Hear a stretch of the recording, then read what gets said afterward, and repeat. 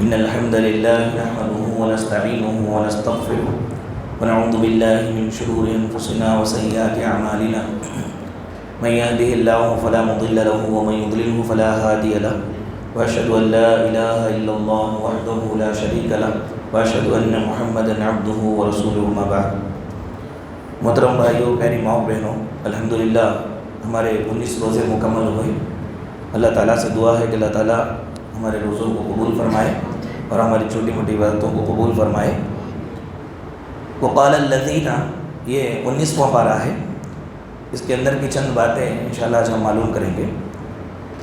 اس پارے میں اللہ رب العالمین نے یہ بات بیان فرمائی کہ اللہ کے جو لوگ نافرمان رہتے ہیں ان سے دوستی نہیں کرنا چاہیے. اگر کوئی اللہ کے نافرمان سے دوستی کر لیا تو قیامت کے روز جو تو دنیا تو خراب ہوگی اور آخرت میں اس کا انجام کیا ہوگا، اللہ نے اس کا ذکر فرمایا. یوم یعض الظالم علی یدیہ یقول یا لیتنی اتخذت مع الرسول سبیلا یا ویلتی لیتنی لم اتخذ فلانا خلیلا لقد اضلنی عن الذکر بعد اذ جاءنی. یعنی قیامت کے روز ظالم اپنی انگلیوں کو چباتے ہوئے ہاتھوں کو کاٹ کھائیں گے. کھاتے کھاتے بولیں گے، ہائے کاش رسول کا طریقہ ہم اپنائے ہوتے، رسول کی اطاعت کرے ہوتے، رسول کا ساتھ دیے ہوتے. ہائے کاش فلاں کو ہم دوست نہ بنائے ہوتے تو کتنا اچھا ہوتا. فلاں کی دوستی نے ہمیں کیا کیا، لقد اضلنی عن الذکر بعد اذ جاءنی. صحیح راستہ، ہدایت کا راستہ آ جانے کے باوجود بھی غلط دوستی کی وجہ سے اس نے ہم کو اللہ کے راستے سے دور رکھا. تو یہ برے دوست کی پہچان ہے کہ برے دوست کے ساتھ اگر ہم رہیں گے تو برا دوست برائی میں لے کے جائے گا، اللہ رب العالمین سے ہمیں دور کرے گا، اللہ کے رسول صلی اللہ علیہ وسلم کے طریقے سے ہمیں دور کرے گا. تو دنیا میں تو اس کا نقصان ہے کہ ذلیل ہوگا، اور آخرت میں نقصان ہے کہ وہ پریشانی کو دیکھ کر کے انسان اپنے یعنی حسرت سے اپنے انگلیوں کو چباتا ہوا ہاتھوں کو چبا جائے گا. یدیہ کا لفظ ہے، دونوں ہاتھ کاٹ کھائے گا. تو یہ کتنی بری چیز ہے، اسے دوستی نہیں کرنا چاہیے. اس کے بعد اس بارے میں اللہ رب العالمین نے اپنے خاص بندوں کی عادتیں ذکر فرمائی. ہر ایک جو سن کر کے عادتیں چیک کرے. اگر یہ عادت ہمارے پاس ہے تو بہت خوشی کی بات ہے، نہیں ہے تو پیدا کرے، ہے تو باقی رکھنا چاہیے. رحمان کے بندوں کے بارے میں اللہ نے فرمایا کہ اللہ کے خاص بندے زمین میں عاجزی سے رہتے ہیں، نرمی کے ساتھ چلتے ہیں. وہ جھکاؤ پن ان کے اندر رہتا ہے، اکڑ پن، گھمنڈ اور فخر سے نہیں چلتے، بلکہ معاملات جب بھی کرتے ہیں تو عاجزی سے کرتے ہیں. یہاں پر ایک عجیب پرابلم ہے. عاجزی سے اگر ہم رہیں تو سامنے والا یہ ہمارا نقص سمجھتا ہے کہ اس کے اندر کوئی خامی ہے، کوئی برائی ہے، اس لیے وہ جھک کر کے چلتا ہے. جبکہ یہ ایک مومن جھکتا کیوں ہے؟ وہ اللہ رب العالمین کو پسند ہے اس لیے جھکتا ہے. نبی کریم صلی اللہ علیہ وسلم نے بیان فرمایا کہ عاجزی سے اللہ تعالیٰ رفعت عطا فرماتے ہیں. انسان جب جھک کر کے رہے، عاجزی سے رہے، اللہ تعالیٰ اس کو اونچائی دیتے ہیں، اس لیے وہ جھکتا ہے. یہ خامی اور کمی ہے بول کر کے جھکتا نہیں ہے. اس کو معلوم کرنا چاہیے. بہت ساری صلاحیتیں انسان کا ہوتی ہیں، جتنی زیادہ صلاحیت ہوتی ہے اتنا وہ جھکا رہتا ہے. آپ دیکھیں پھلدار درخت ہمیشہ جھکا رہتا ہے. جس بھاٹے پر پھل لگا ہوا ہو وہ بھاٹا جھک کر کے رہتا ہے. تو جھکنا اس بات کی دلیل ہے کہ اس کے پاس بڑی صلاحیتیں ہیں، بہت سارے کام کی چیزیں ہیں. جھکنا اس بات کی دلیل نہیں کہ وہ عاجز ہے، کمزور ہے، مجبور ہے. چنانچہ یہ رحمان کے خاص بندوں کی پہچان ہے. اور یہ کہا کہ جاہلوں کے منہ نہیں لگتے. تیسرا یہ کہا کہ راتوں میں عبادت کرتے ہیں. چوتھا یہ کہ جہنم کے عذاب سے ہمیشہ پناہ مانگتے رہتے ہیں. پانچواں یہ کہ خرچ کرنے میں بیلنس رہتا ہے، ان کو بہت زیادہ بھی نہیں دیتے، ایسا بول کر کے ہاتھ کو جو ہے سمٹا کر کے بھی نہیں رکھتے، بلکہ وہ بخیلی بھی نہیں کرتے اور فضول خرچی بھی نہیں کرتے، اعتدال کے ساتھ رہتے ہیں. شرک سے بچے رہتے ہیں، خطرے ناحق سے بچے رہتے ہیں، زناکاری اور بدکاری سے پرہیز کرتے ہیں. جھوٹی گواہی نہیں دیتے کہ جھوٹی گواہی جو نہیں ہوا ہے وہ ہوا بول کر کے لوگوں کا ساتھ نہیں دیتے، جھوٹی گواہی سے بچے رہتے ہیں.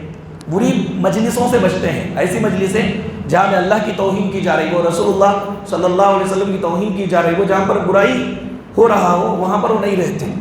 اس کے ساتھ ان کی بڑی پہچان اللہ کی کتاب سے متاثر ہوتے ہیں.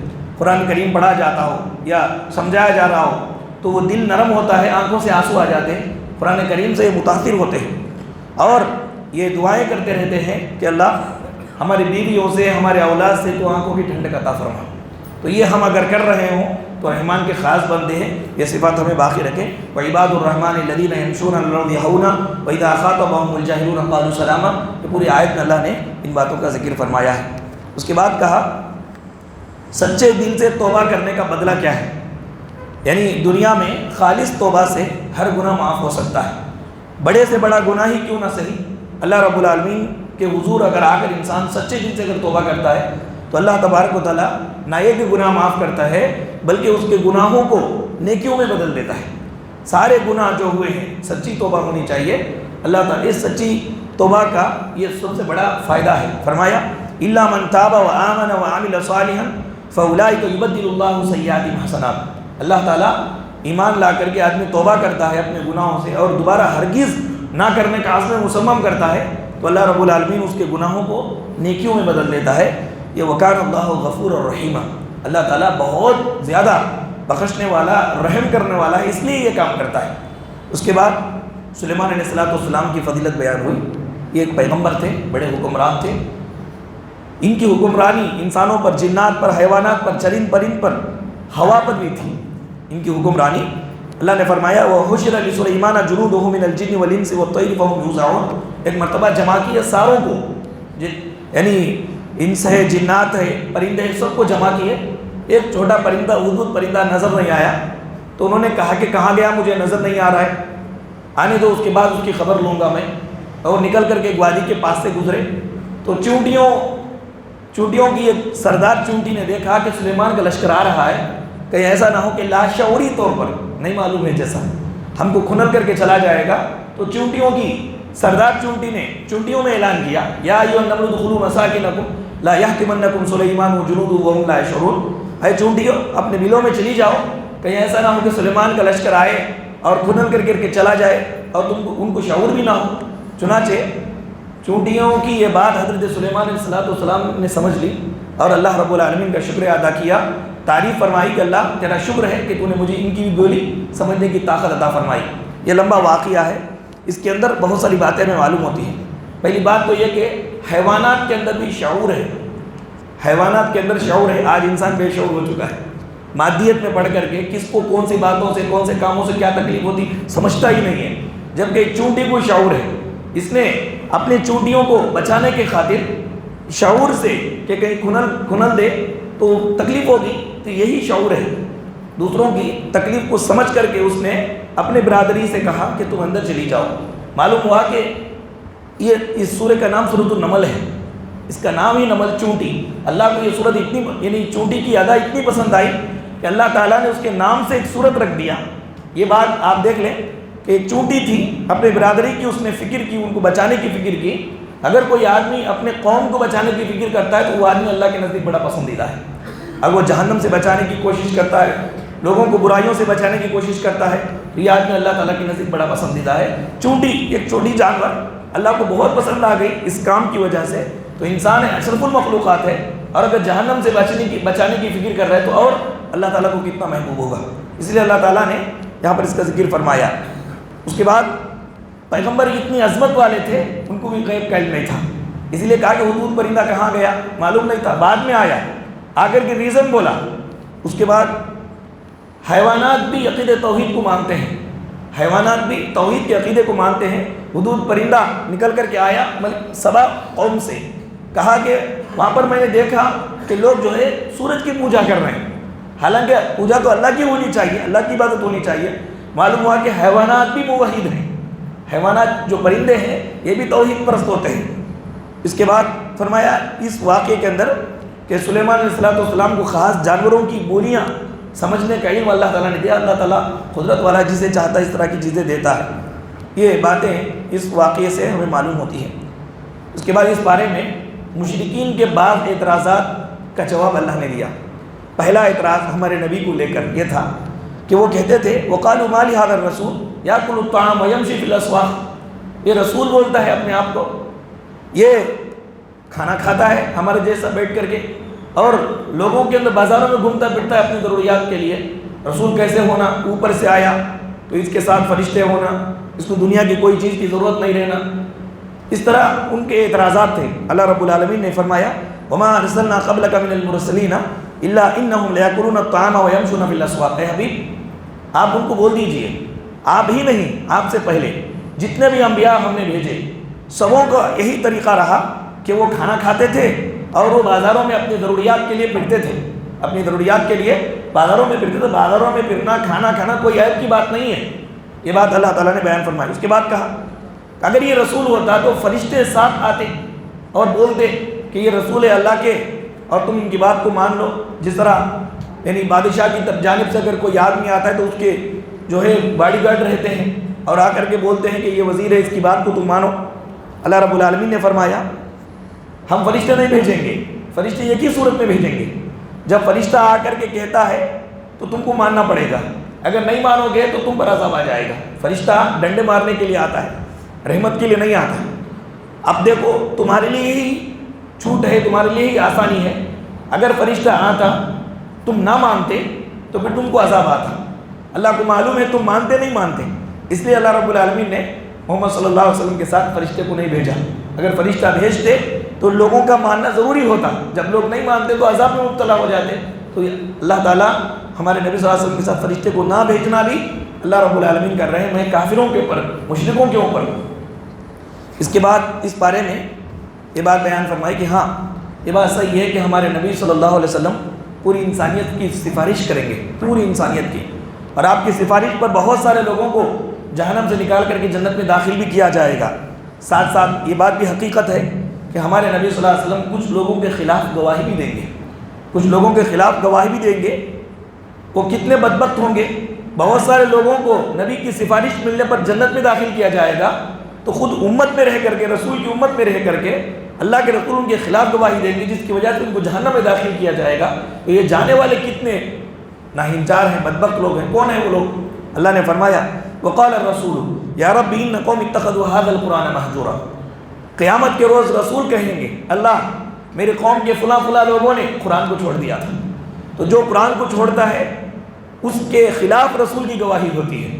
قرآن کو چھوڑنا کیا ہے؟ نہیں پڑھنا، نہیں پڑھانا، نہیں سمجھنا، نہیں سمجھانا، اس کے مطابق عمل نہ کرنا، اس کے مطابق اپنی زندگی کو نہ گزارنا. یہ ساری چیزیں قرآن کو چھوڑنے میں شامل ہیں. آج دیکھیں جان بوجھ کر کے لوگ قرآن سے دور ہیں، جان بوجھ کر کے. سب کچھ معلوم ہے، دنیا کے لیے سب کچھ کرنے کے لیے تیار ہے، دنیا کی چیزوں کے لیے، ڈگریوں کے لیے، اپنے آپ کو فلاں فلاں بڑے بڑے عہدے اور منصب پانے کے لیے سب کچھ کرنے کے لیے تیار. لیکن قرآن حدیث کی تعلیم سمجھنے کے لیے، سمجھانے کے لیے دور ہیں. اپنے بچوں کو زیادہ سے زیادہ کیا کرتے ہیں؟ ناظرہ قرآن پڑھاتے ہیں، اکے دکے پارے حفظ کراتے ہیں، یا اگر کوئی ہے تو حافظ قرآن بناتا ہے اور اس کے بعد اپنی لائن چینج ہو جاتی ہے اس کی. سب لوگوں کو قرآن مجید کو سمجھنا ضروری ہے، سارے لوگوں کو قرآن مجید کو سمجھنا ضروری ہے، اس کے مطابق عمل کرنا ضروری ہے. آج ہماری حالت ایسی ہے، صحیح بات یہ ہے، آپ اگر اس کا تخمینہ کر لیں، اندازہ لگا لیں، 100 میں 70 یا 75% لوگ آپ کو ایسے ملیں گے جو قرآن یعنی نماز میں جو دعائیں پڑھتے ہیں وہ دعاؤں کا مطلب بھی ان کو معلوم نہیں ہوتا.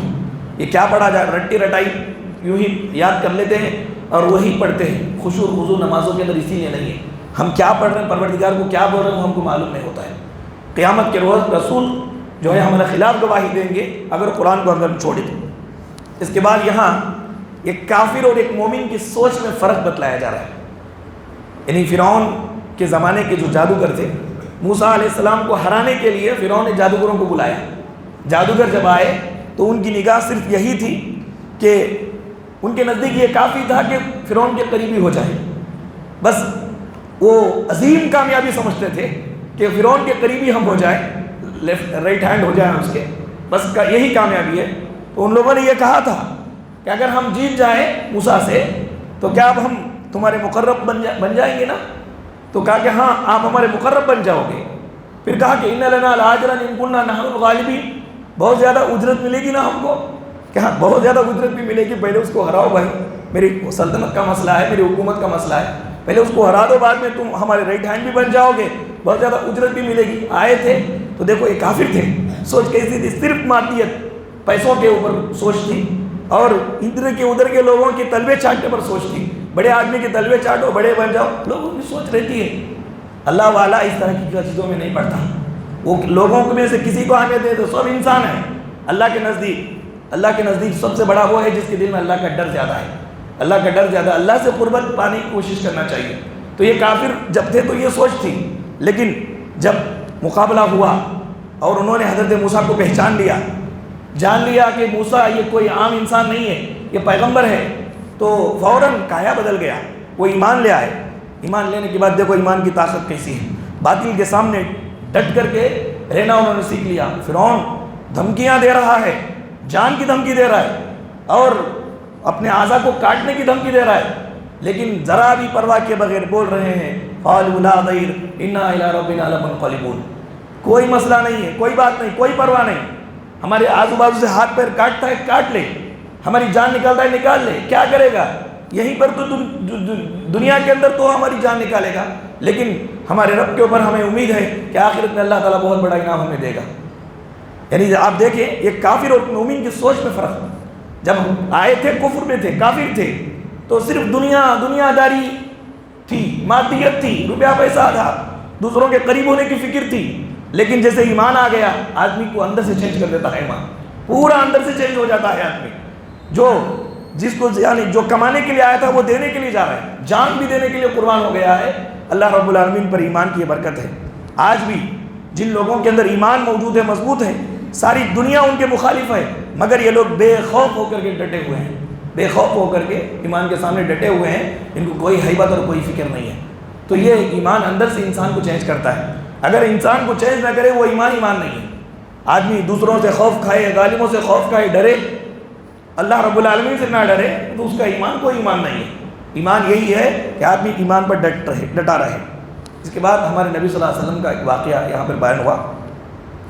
نبی بننے کے بعد 3 سال تک ہمارے نبی چھپ کر کے دعوت دیے. جب چھپ کر کے دعوت دیے بعض لوگ ایمان لائے. اللہ رب العالمین نے آیت کریمہ نازل فرمائی وَأَنذِرْ عَشِيرَتَكَ الْأَقْرَبِينَ. اپنے قریبی رشتہ داروں کو بھی ڈرائیے, ان کو بلائیے. اس آیت کریمہ کو نازل ہونے کے بعد نبی صلی اللہ علیہ وسلم نے کیا کیا؟ اپنے سارے رشتہ داروں کو دعوت دی. دعوت میں اللہ کے رسول نے کھانا کھلایا. اس کے بعد یہ مسئلہ رکھا, اللہ رب العالمین نے یہ فیصلہ کیا ہے, آپ لوگوں کو ڈرانے کا حکم دیا ہے, میرا تعاون کیجیے, میری مدد کیجیے. تو فوراً سب سے پہلے ابو لہب بدتمیزی کیا, بہت بری باتیں بولا. بات سن نہیں سکے لوگ, افراتفری ہو گئی, کھانا کھا کے چلے گئے. پھر ایک مرتبہ رسول اللہ نے دعوت دی اور بٹھایا اور لوگوں سے کہا کہ اس طرح کا معاملہ ہے, اللہ رب العالمین کا یہ حکم ہے, اب میں یہ کام کرنا چاہتا ہوں, مجھے حوصلے کی ضرورت ہے, مدد کی ضرورت ہے. تو اس موقع پر ابو طالب چچا اٹھے, کہا کہ محمد باپ دادا کے دین کو چھوڑ کر تیرے اس دین کو ماننے کو میرا دل تسلیم نہیں کرتا ہے, لیکن تم جو بول رہے ہو مجھے یقین ہے کہ تم سچے ہو, اس لیے میں تمہارا ساتھ دوں گا, جو تم چاہو کرو, میں تمہارے پیچھے کھڑا ہوا ہوں, میں تمہارا ساتھ ہوں, مانتا تو نہیں لیکن تمہارا میں ساتھ دوں گا. یہ ابو طالب نے کہا تھا. اور اللہ کے رسول صلی اللہ علیہ وسلم کو بہت ہمت آ گئی, حوصلہ آ گیا کہ میرے چچا میرے ساتھ, اور مرتے دم تک ابو طالب نے رسول اللہ صلی اللہ علیہ وسلم کا ساتھ دیا, مرتے دم تک, جبکہ وہ کفر میں تھے, شرک میں تھے, لیکن ہمارے نبی صلی اللہ علیہ وسلم کا ساتھ دیتے تھے. اسی لیے اللہ کے رسول صلی اللہ علیہ وسلم نے ابو طالب کا جب انتقال ہوا اور یہ باپ دادا کے دین پر مر گئے تو بہت تکلیف ہوئی. اللہ کے نبی رو پڑے, بہت روئے, غمزدہ ہو گئے. اللہ رب العالمین نے آیت نازل فرمائی انک لا تہدی من احببت ولکن اللہ یہدی من یشاء. اے حبیب کیوں رو رہے ہو؟ آپ جس کو چاہے ہدایت نہیں دے سکتے, اللہ جس کو چاہے ہدایت دے سکتا ہے. آپ ہدایت کا راستہ بتانے والے ہیں, اللہ ہدایت کے راستے پر چلانے والا ہے. جب تک کسی کے لیے ہدایت کے راستے پر چلنے کی توفیق نہ ملے وہ ہدایت کے راستے پہ چل نہیں سکتا. اس لیے آپ بے فکر رہیں. لیکن اللہ کے رسول صلی اللہ علیہ وسلم کی اس غمزدے کو, اس غم کو دور کرنے کے لیے اللہ تعالیٰ نے یہ بیان فرمایا کہ چچا تو جہنمی ہے لیکن جہنم میں آسان سزا میں دوں گا, آسان سزا دوں گا. کون سی سزا ہے؟ خود رسول اللہ نے فرمایا میرے چچا کو آسان سزا اللہ تعالیٰ دے گا, انگار کے جوتے جہنم میں پہنائے جائیں گے, جس کی وجہ سے دماغ کھولے گا, چچا سمجھیں گے کہ سارے جہنمیوں میں سب سے زیادہ عذاب مجھے ہی دیا جا رہا ہے, جبکہ وہ سب سے کم اور ہلکا عذاب ہے جہنم کا. اب وہ لوگ کم عذاب ایسا ہے تو سب سے زیادہ عذاب جہنم کا کیسے ہوگا؟ تو یہ اللہ رب العالمین نے یعنی جب اللہ کے رسول صلی اللہ علیہ وسلم نے بات بیان فرمائی تو ابو طالب ساتھ دیے. اس کے بعد حوصلہ ملا, کوہ صفا پر کھڑے ہوئے, لوگوں کو جمع کیا اور مثال کے ذریعے سمجھایا کہ میں تم میں کیسا ہوں, تم مجھے کیسا سمجھتے ہو. سبوں نے کہا ما جربناک الا صدقا, آپ تو سچے ہیں, ہمارا تجربہ ہے کہ آپ سچے ہیں اور آپ جو بھی بولیں گے ہم مان لیں گے. آپ یہ بول رہے ہیں ایک لشکر آ رہا ہے ہمارے مقابلے کے لیے تو ہم اب لڑائی کرنے کے لیے تیار ہو جائیں گے. نبی صلی اللہ علیہ وسلم نے اس موقع پر کہا, اس سے بھی زیادہ صحیح بات میں بول رہا ہوں, قولوا لا الہ الا اللہ تفلحوا عند اللہ تملک العرب والعجم. لا الہ الا اللہ بولو, کامیاب ہو جاؤ گے. میری بات جو تم مان رہے ہو اس سے بھی بڑی سچی بات ہے. لیکن وہاں پر بھی ابو لہب بدتمیزی کیا اور بہت برا بھلا کہا. اللہ رب العالمین نے آیت کریمہ نازل فرما کر کے اس کو برا بھلا کہا. یہ واقعہ اللہ رب العالمین نے اس بارے میں بیان فرمایا ہے. آپ دیکھیں اس بارے میں حضرت سلیمان علیہ السلام کا واقعہ بھی ذکر ہوا. وہ جو ملکہ تھی سبا کی، اس کو دعوت ملی سلیمان علیہ السلام کے پاس آنے کی. تو جب وہ آئی سلیمان علیہ السلام کے دربار میں، تو اتنے نفیس ترین شیشہ نیچے لگا ہوا تھا. وہ سمجھ رہی تھی کہ وہ پانی ہے. اپنے پائچے کو اس نے اٹھا لیا کہیں پانی نہ لگ جائے، لیکن دیکھا کہ وہ شیشہ ہے. اور سلیمان علیہ السلام اتنے بڑی سلطنت کے مالک ہونے کے باوجود اس نے دیکھا کہ وہ اتنے نرم مزاج ہیں اور ذرا بھی اکڑپن نہیں ہے، ان میں تکبر نہیں ہے، ذرا بھی اکڑپن نہیں ہے. تو وہ فدا ہو گئی اور اسی وقت ایمان لائی. اس نے کہا اسلمت مع سلیمان للہ رب العالمین، میں سلیمان علیہ السلام کے ساتھ اللہ تعالیٰ پر ایمان لاتی ہوں. تو معلوم ہوا کہ آدمی جتنا بڑا ہوتا ہے اتنا نرم ہوتا ہے، اتنا عاجز ہوتا ہے. اور جس کے اندر کوئی چیز نہیں ہوتی وہ اتنا جو ہے اپنے آپ کو بڑا سمجھتا ہے. حضرت سلیمان علیہ السلام اتنے بڑے سلطنت کے مالک ہونے کے باوجود وہ اتنا اپنے آپ کو جھکائے ہوئے تھے، تکبر سے پاک تھے، قدم قدم پر اللہ کے سامنے جھکے ہوئے تھے. تو یہی متاثر ہو کر کے ملکہ سبا اسلام لائی. معلوم ہوا کہ ایمان کی برکت اگر انسان کے پاس ہے تو اللہ تعالیٰ آخرت میں جنت تو دیتا ہی ہے، دنیا میں بھی ترقی دیتا ہے، حکومت دیتا ہے، طاقت اور شوکت دیتا ہے. ایمان اگر مضبوط ہے ہمارا تو دنیا بھی ہماری اور آخرت بھی ہماری. اگر ایمان مضبوط نہیں ہے تو دنیا میں بھی لات جوتے کھائیں گے اور آخرت میں بھی اللہ رب العالمین کی ناراضگی انسان مول لیتا ہے. یہ اس بارے کے اندر اور بہت ساری باتیں اللہ رب العالمین نے بتلائی ہیں. ایک بات اس میں یہ بتائی گئی کہ وجاہدہم بہ جہادا کبیرا، قرآن پاک کے ذریعے سے بڑا جہاد کرو. آج کے زمانے میں قرآن پاک کے ذریعے سے بڑا جہاد کیا ہے؟ بڑا جہاد یہ ہے کہ تمام موجودہ یہ جو وسائل ہیں، تمام وسائل کو اپنا کر کے قرآن کا پیغام لوگوں تک پہنچایا جائے. یہ سب سے بڑا جہاد ہے کہ اللہ تعالیٰ کے اس پیغام کو لوگوں تک پہنچانا. یہ وجاہدہم بہ جہادا کبیرا ہے. میرے بھائیو، غلطی اگر کوئی کرتا ہے مان لے نبیوں کا شیوا ہے. موسیٰ علیہ السلام نے ایک آدمی کو مار دیا تھا، مر گیا وہ. اس کے بعد فوراً غلطی کا اعتراف کر لیے کہ اللہ میں نے ظلم کیا، میں بہکا ہوا تھا. تو غلطی پر اصرار نہیں کرنا چاہیے، غلطی کا اعتراف کر لیں. قال فعلتها اذا وانا من الضالین. اس کے بعد آخر میں حضرت ابراہیم علیہ السلام نے رب کا تعارف پیش فرمایا. وہ تعارف ہی ہمارا عقیدہ ہے. جب بادشاہ نمرود کے سامنے کھڑے ہوئے تھے تو بادشاہ نے پوچھا تمہارا رب کون ہے؟ تو ابراہیم علیہ السلام نے رب کی جو تعریف کی وہی تعریف ہمارا عقیدہ ہے. رب کی تعریف کیا کی؟ کہا الذی خلقنی فہو یہدین. اللہ وہ ہے جس نے مجھے پیدا کیا اور مجھے راستہ دکھاتا ہے. اور والذی یطعمنی ویسقین. اللہ وہ ہے جو مجھے کھلاتا ہے اور پلاتا ہے. وَإِذَا مَرِضْتُ فَهُوَ يَشْفِينِ. جب میں بیمار ہوتا ہوں تو وہی مجھے شفا دیتا ہے. وَالَّذِي يُمِيتُنِي ثُمَّ يُحْيِينِ. وہی پروردگار مجھے مارنے کی طاقت رکھتا ہے، وہی پروردگار مجھے جلائے گا. وَالَّذِي أَطْمَعُ أَن يَغْفِرَ لِي خَطِيئَتِي يَوْمَ الدِّينِ. پروردگار وہ ہے جس کے اوپر میرا ہوپ ہے کہ میرے گناہوں کو وہ معاف کرے گا. تو معاف کرنے والا یہ اللہ رب العالمین. گناہوں کو اللہ ہی معاف کر سکتا ہے. کھلانے والا پلانے والا اللہ رب العالمین ہے. ہدایت دینے والا بھی اللہ ہے، بیمار کرنے والا بھی اللہ ہے، بیماری سے شفا دینے والا بھی اللہ تعالیٰ ہے. یہ تعارف حضرت ابراہیم علیہ السلام نے اللہ کا جو پیش کیا یہ حقیقت میں ہمارا عقیدہ ہے. اللہ تبارک و تعالیٰ کے تعلق سے یہ عقیدہ ہے جو اس بارے میں ذکر ہوا ہے. اور بہت ساری باتیں اللہ تعالیٰ نے اس بارے میں ذکر فرمائی ہیں. اللہ سے دعا ہے کہ اللہ رب العالمین ہم تمام لوگوں کو قرآن احکامات کو سمجھ کر کے اس کے مطابق عمل کرنے کی توفیق عطا فرمائے. اللہ ہمارے روزوں کو اور ہمارے چھوٹی بڑی باتوں کو قبول فرمائے اور ان کے بدلے میں دنیا اور آخرت میں اللہ ہمیں کامیابی عطا فرمائے. آمین. وآخر دعوانا الحمدللہ رب العالمین. سبحانک اللہم و بحمدک اشہد ان لا الہ الا انت استغفرک و اتوب الیک.